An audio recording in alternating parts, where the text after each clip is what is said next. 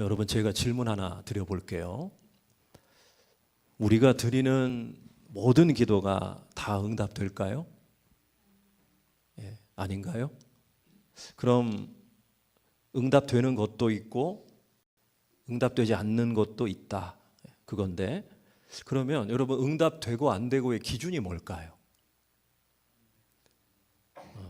그죠? 하나님의 뜻에 맞느냐? 근데 여러분, 내가 드린 기도의 내용대로 이루어지면 그게 응답이 된 거고, 그렇지 않으면 응답이 안 된 거고, 만약 이렇다면 내가 기준이 되는 거죠. 그러니까 내 입맛대로 되는 거 아니겠어요? 근데 여러분, 기도해 보셔서 아시겠지만 하나님은 내가 기도한 대로 다 그래, 알았다, 그렇게 하실 때도 물론 있죠. 그렇지만 때때로 주님은 아니다, 너는 그걸 원했지만 나는 다른 거 주겠다, 이러실 때도 있습니다. 여러분, 이거 응답이에요, 응답 아니에요?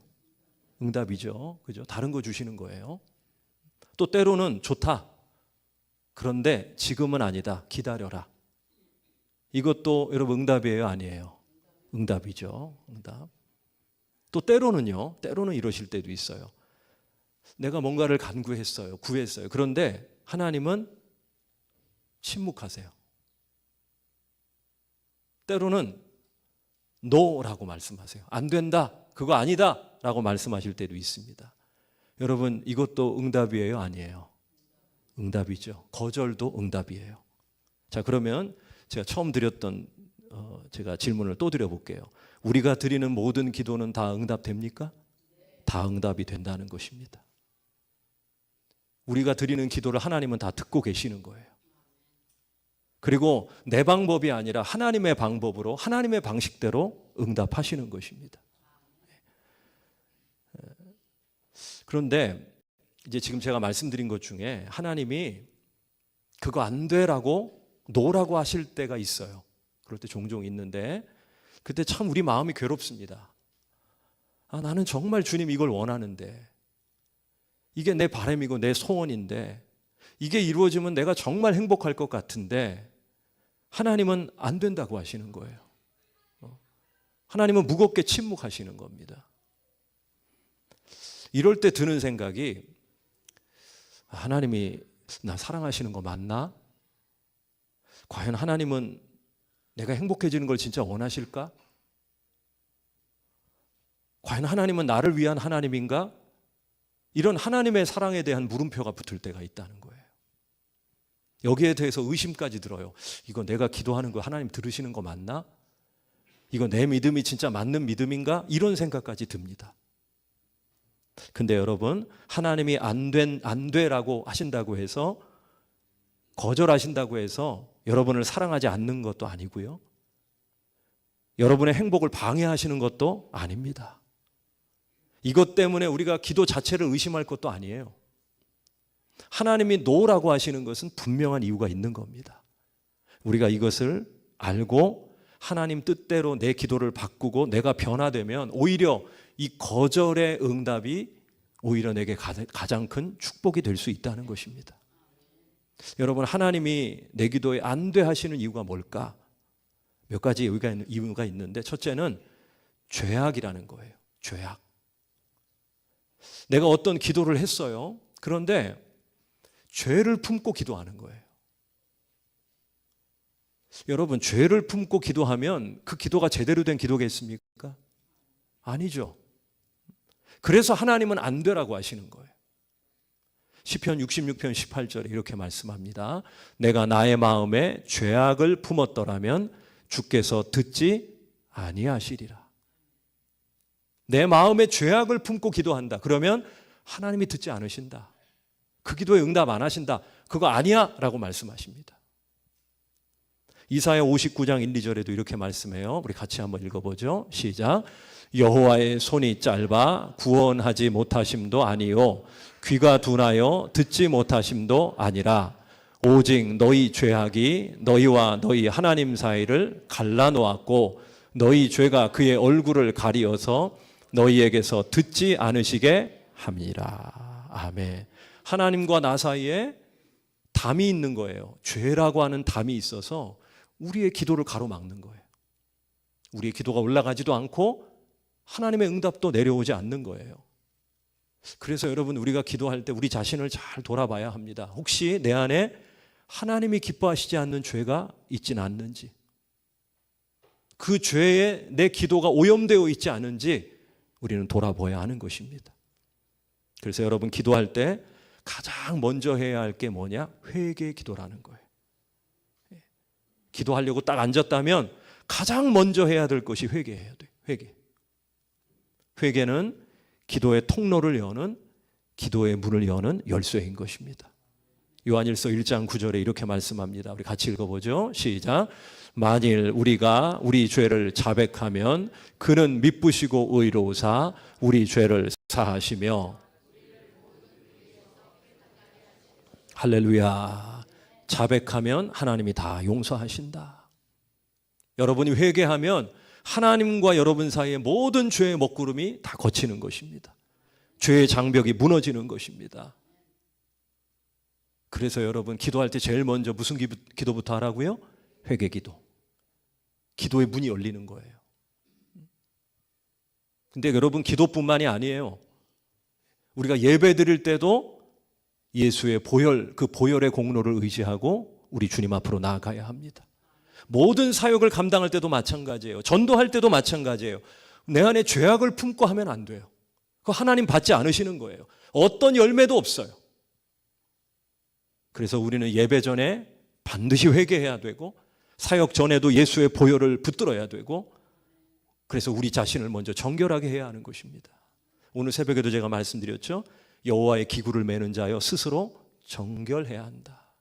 여호와의 기구를 매는 네가 사역자라고 하면 그러면 반드시 먼저 정결한 모습으로 하나님 앞에 서야 한다. 자, 또 한 가지, 우리의 기도에 안 되라고 하시는 이유는 뭐냐? 욕심이라는 거예요. 욕심. 그러니까 우리가 기도할 때 내 욕심으로, 내 정욕을 따라 구하면 하나님이 안 되라고 하시는 거예요. 여러분, 자녀 키울 때 다 경험 있으실 거예요. 애가 달라는 대로 다 해줍니까? 안 됩니다. 그러면 안 돼요. 애가 계속 초콜릿만 달래. 계속 초콜릿 줘보세요. 어떻게 되겠어요? 이 다 썩어요. 애가 밥 먹을 때 계속 햄만 해달래. 스팸만 해달래. 그거 달라는 대로 다 주면요, 애가 비만이 돼버리는 거예요. 그럴 때는 따끔하게 안 되라고 해야 돼요. 아이를 위해서. 여러분, 주님도 마찬가지입니다. 내 욕심으로, 정욕으로 구할 때 하나님은 안 돼라고 말씀하시는 거예요. 누구를 위해서? 나를 위해서 그렇게 하시는 거예요. 야, 너 방향이 틀렸어. 너 지금 잘못된 거 구하고 있어. 내가 그거 들어주면 너는 오히려 더 불행하게 돼. 안 주시는 거예요. 그때는요, 안 주시는 게 오히려 나에게 복인 것입니다. 그게 나한테 필요 없으니까 안 주시는 겁니다. 그게 있으면 그게 나를 망가뜨리니까, 그게 나의 우상이 되니까 하나님은 안 주시는 것입니다. 야고보서 4장 2절 3절, 너희는 욕심을 내어도 얻지 못하여 살인하며 시기하여도 능히 취하지 못함으로 다투고 싸우는도다. 너희가 얻지 못함은 구하지 아니하기 때문이요. 3절 같이, 구하여도 받지 못함은 정욕으로 쓰려고 잘못 구하기 때문이라. 아멘. 뭐에 쓰려고? 정욕으로 쓰려고. 욕심 따라 구하지 말라고 잘못 구하는 거다. 그러니까 여러분, 항상 우리 자신을 돌아봐야 돼요. 지금 내가 혹시 내 욕심으로 구하고 있지는 않은가? 나는 과연 하나님의 뜻을 따라 구하고 있는가? 요한일서 5장 14절에 보면 기도 응답의 키를 보여주고 있죠. 요한일서 5장 14절에 그를 향하여 우리가 가진 바 담대함이 이것이니 그의 뜻대로 무엇을 구하면 들으심이라. 들으심이라. 그의 뜻대로 무엇이든지 구하면 주께서 들으실 것이다. 여러분, 우리는 내 뜻이 아니라 하나님의 뜻을 따라 구해야 하는 것입니다.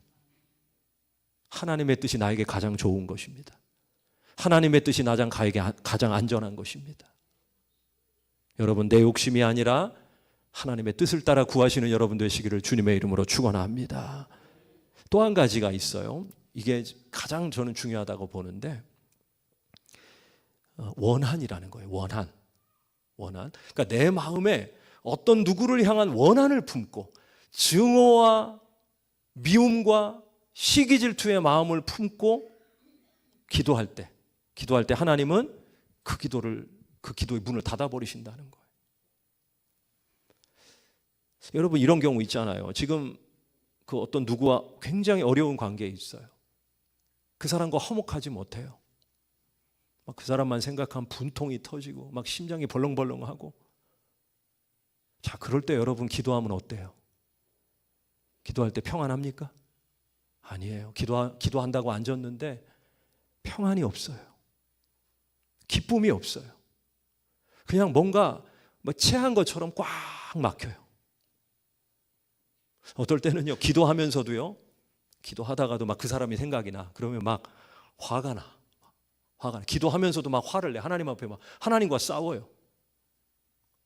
기도하면서 하나님과 싸워본 적 있으십니까? 기도의 문이 닫히는 거예요. 심각한 결과죠. 그래서 예수님은 주기도문에서 이렇게 말씀하셨어요. 마태복음 6장 12절, 우리가 우리에게 죄 지은 자를 사하여 준 것 같이 우리 죄를 사하여 주옵시고. 우리가 우리에게, 즉 이 말은 너희가 서로 용서하고 화해하지 않으면 나도 너를 용서하지 않겠다. 이게 무서운 말씀이거든요. 너희끼리 화목해야 너도 나와 화목할 수 있다. 너희끼리 하나가 되지 않는다면 나도 너에게 고개를 돌려버리겠다. 이게 무서운 말씀이란 말이에요. 여러분, 십자가의 원리 아시죠? 십자가는 수직선과 수평선이 만나는 거 아닙니까? 이 수직선은 하나님과의 화목이에요. 수평선은 이웃과의 화목이에요. 이 둘이 같이 가야 돼요. 하나가 무너지면 다른 하나도 무너지게 되어 있습니다. 구약 제사 가운데 속죄제가 있고 속건제가 있죠. 비슷해 보이는데 속죄제는 수직선이에요. 하나님 앞에 지은 죄를 회개하는 거예요. 속건제는 이웃을 향한 죄를, 이웃에 대해서 내가 지은 죄를 회개하는 거예요. 이 두 가지가 같이 가야 돼요. 형제와 화목하면 하나님과 화목할 수 있습니다. 그러나 형제와 불화하면 하나님과 불화할 수밖에 없는 거예요. 그래서 마태복음 5장 23절 24절에 이렇게 말씀해요. 그러므로 예물을 제단에 드리려다가 거기서 내 형제에게 원망 들을 만한 일이 있는 것이 생각나거든. 24절 같이, 예물을 제단 앞에 두고 먼저 가서 형제와 화목하고 그 후에 와서 예물을 드리라. 할렐루야. 네. 먼저 형제와 화목하고 그리고 나에게 와서 예물을 드려라. 먼저 형제와 화목하는 것이 먼저다. 그럴 때 너는 나와 화목할 수 있다. 용서할 거 있으면 용서하고, 네가 사과할 거 있으면 사과하고, 풀을 거 풀고, 그리고 나서 나에게 나와서 예배해라. 여러분, 오늘 사무엘하 21장의 본문 말씀을 쭉 읽으면서 이게 무슨 내용인가 여러분 잘 모르실 수 있어요. 그래서 제가 이 본문에 좀 배경을 말씀을 드리면, 이 시대가 이제 다윗 시대인데요. 무려 3년 동안 기근이 계속이 되는 겁니다. 그래서 다윗이 하나님 앞에 기도해요. 사무엘하 21장 1절에 보시면 다윗의 시대에 해를 거듭하여 3년 기근이 있으므로 다윗이 여호와 앞에 간구하매 여호와께서 이르시되 이는 사울과 피를 흘린 그의 집으로 말미암음이니 그가 기브온 사람을 죽였음이니라 하시니라. 다윗이 하나님 앞에 기도합니다. 하나님, 이 기근을 좀 해결해 주십시오. 기도하는데 하나님은 전혀 동문서답 같은 말씀을 하세요. 사울 집안 때문이다. 그들이 기브온 사람들을 죽였기 때문이다. 그러니까 전혀 상관없는 말씀을 하시는 것 같아요. 근데 여기에는 다윗이 모르는 해결되지 않은 무서운 원한이 있다는 겁니다. 여러분, 기브온 족속 가면 생각나는 게 여호수아 9장 말씀이거든요. 거기 보면 가나안 땅을 정복할 때 하나님은 그 가나안 땅에 있는 모든 원주민들을 다 죽이든지 쫓아내든지 그렇게 하라고 말씀을 하십니다. 왜냐? 그들이 섬기고 있던 불신앙과 우상숭배가 그대로 이스라엘에게 옮겨지기 때문에. 그래서 아주 철저하게 무섭게 대하셨단 말이에요. 근데 기브온 족속도 원주민이거든요, 가나안에. 그러니까 이 사람들도 원래 진멸의 대상이에요. 근데 이걸 미리 이 사람들이 알고 자기들 목숨을 구하기 위해서 이제 꾀를 하나 냅니다. 마치 먼 곳에서 온 사람들인 것처럼 다 달가빠진 옷을 입고 또 구멍난 신을 신고 곰팡이 난 떡을 가지고 와가지고 여호수아와 사람들 앞에서 우리가 먼 곳에서 온 사람들인데 당신들 소문을 들었습니다. 우리 목숨을 좀 구해 주십시오. 우리와 좀 화친을 해 주십시오. 우리가 당신의 종이 되겠습니다. 그렇게 얘기를 하는 거예요. 그러니까 일종의 연기를 하는 거예요. 쇼를 하는 거예요. 이걸 본 여호수아가 그럴듯하거든요. 그래서 덥석 그냥 화친 조약을 맺어버려요. 여호와 앞에 맹세하는 거예요. 이 사람들 절대로 우리가 망하게 하지 않겠습니다. 죽이지 않겠습니다. 아무런 검증도 없이 기도도 없이 그냥 그렇게 해버린 거예요. 근데 알고 보니까 코앞에 살고 있는 원주민 족속이란 말이에요. 어떻게 하겠어요? 여호와 이름으로 맹세한 거니까 지켜야 되죠. 그래서 기브온 족속을 살려줍니다. 대신에 종으로 삼죠. 나무 패고 물 깃는 종으로 그들을 삼아요. 자, 그리고 나서 이제 그 이후로 지금까지 화친 언약, 하나님의 이름으로 세워진 이 화친 언약이 계속해서 지속되다가 사울 왕이 이걸 깨버린 거예요. 기브온 족속을 학살을 해버린 거예요. 그러니까 이들에게는 원망과 원한이 사무칠 수밖에 없는 거죠. 그래서 이 풀리지 않는 형제의 원한으로 인해서 하나님께서 기도의 문을 닫아버리신 겁니다. 아까 제가 그 원한 말씀드렸죠. 그러니까 하나님께서 이것 때문에 안 돼라고 하시는 거예요. 지금 기브온 족속은 가슴치고 눈물을 흘리고 있는데 너희들의 소원만 내가 들어줄 수 없다, 그겁니다. 이 모든 자초지종을 다 들은 다윗이 기브온 사람들에게 묻습니다. 그게 이제 21장 3절 말씀이에요.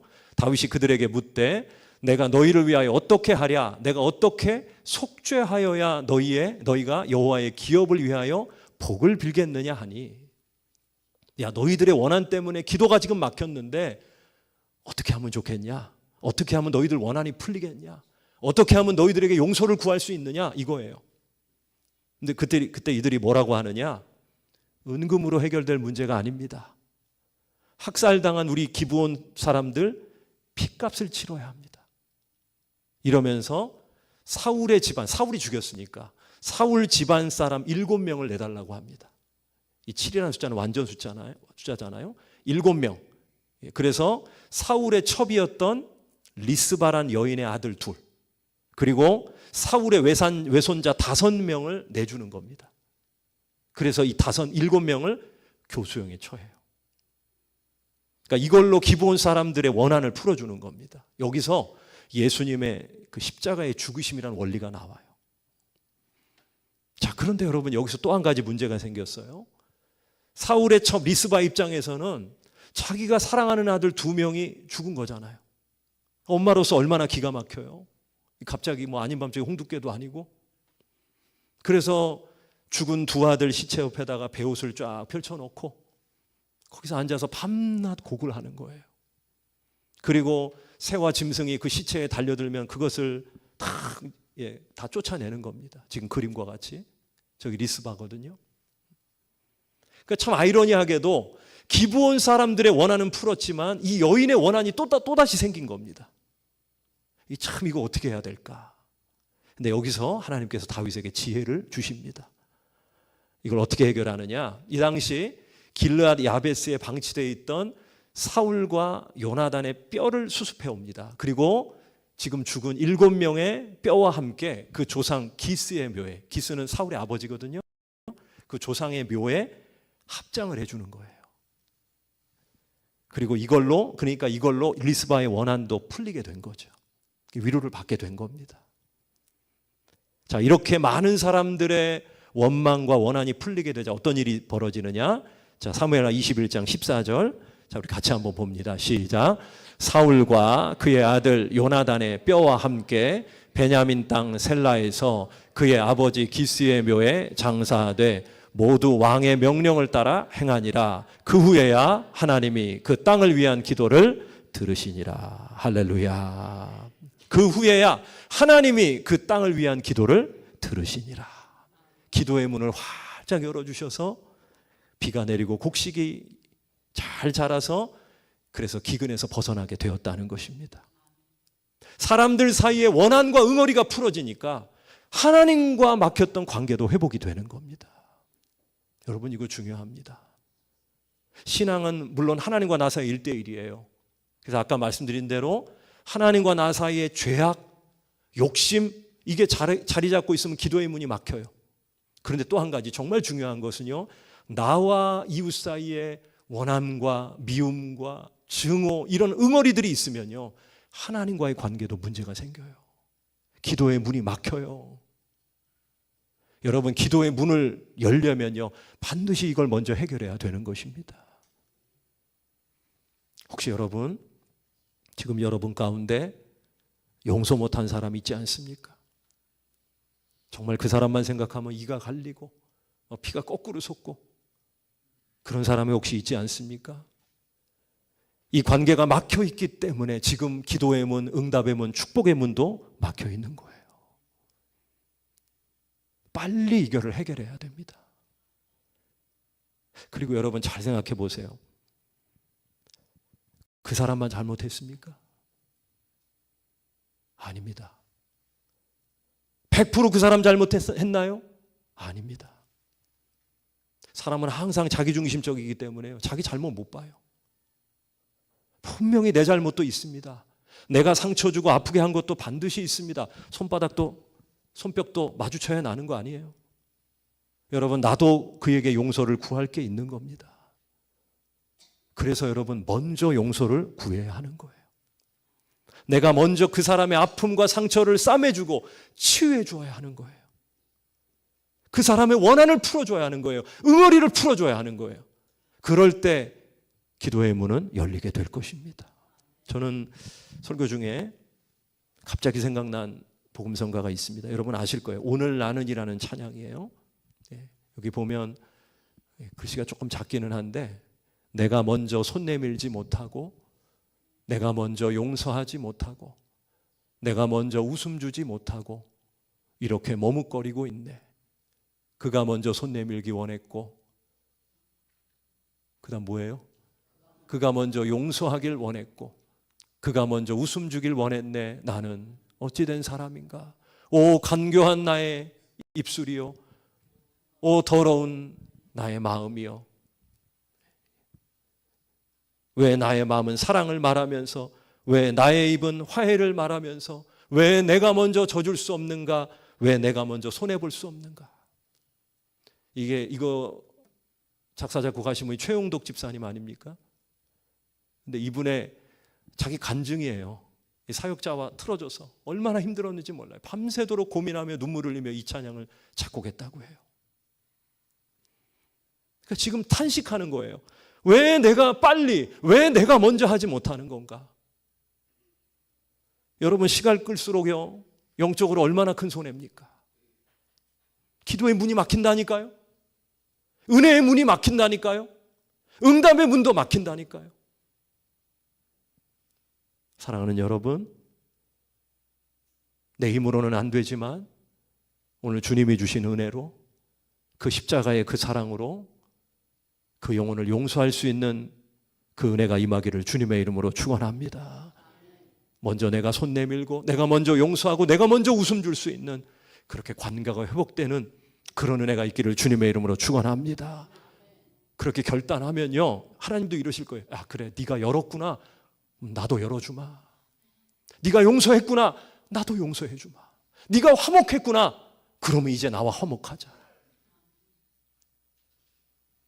그렇게 기도의 문을 활짝 열어주시는 그런 놀라운 축복이 오늘 우리 모두에게 임하게 될 것입니다. 오늘 그런 은혜가 있기를 주님의 이름으로 축원합니다. 아버지 하나님, 이 시간 닫혀있는 기도의 문 활짝 열리게 하여 주시옵소서. 주님, 지금껏 죄를 품고 기도했다면 이제는 회개하게 하셔서 우리의 기도의 문이 열리게 하여 주시옵소서. 정욕으로 욕심으로 기도했다면 이제는 하나님의 뜻대로 기도하게 하여 주시옵소서. 주님, 아직 아버지 풀리지 않는 문제가 있습니다. 아직 그 영혼과 화목하지 못한 가운데 있습니다. 갈등과 불화와 분쟁 속에 있으므로 주님, 기도의 문이 막혀 있사오니 주님, 이 시간 내가 먼저 용서하게 하시고 내가 먼저 이해하게 하시고 예수님의 사랑으로 그 영혼을 사랑할 수 있게 하여 주시옵소서. 그래서 모든 막힌 기도의 문, 은혜의 문, 응답의 문이 활짝 열리게 하여 주시옵소서. 예수님 이름으로 기도하옵나이다. 아멘.